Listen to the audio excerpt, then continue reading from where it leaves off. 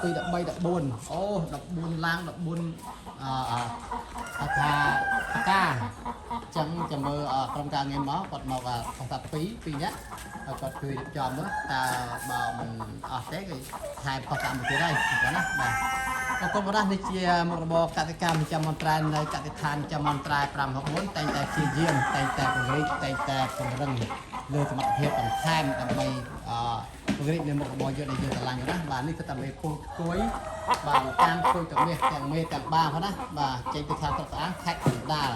បាទបងប្អូនសូមបញ្ជាក់បងប្អូនមន់នេះចេញទៅខាងស្អាងនេះគឺខ្ញុំផ្ញើទៅខាងកូនប្រុសរបស់ខ្ញុំណាបាទគាត់តែបើកកសិដ្ឋានថ្មីនៅខាងស្រុកស្អាង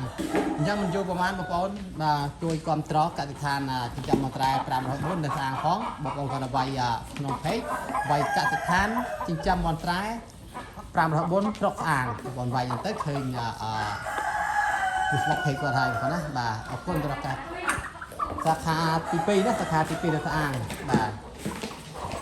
ទីតែមេតាតាមរបស់សាមេនេះមេពូបងប្អូនយកទៅធ្វើពូបន្តបានបាទកូនណាបាទមនុស្សគឺយើងលក់អត់លក់ទេដើម្បីទៅធ្វើពូទេបាទបន្តរកផងហើយ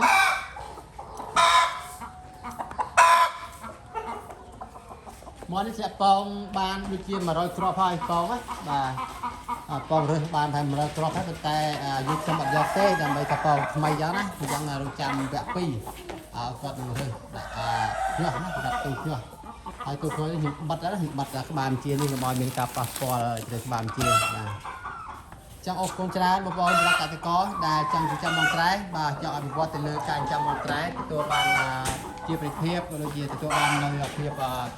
ជោគជ័យកុំភ្លេចតាក់ទងកុំភ្លេចនឹកឃើញកសិដ្ឋានចិញ្ចឹមបង្ត្រែ5បាទយើងមានរៀបចំផែនការជូនបងប្អូនបាទក្នុងការចិញ្ចឹមធ្វើឲ្យបានរកផលចំណេញសមរម្យពីការចិញ្ចឹមមាន់ហើយការចិញ្ចឹមមាន់នេះសម្រាប់បងប្អូនដែលបានបញ្ជាមេបាពូពីកសិដ្ឋានយើងខ្ញុំ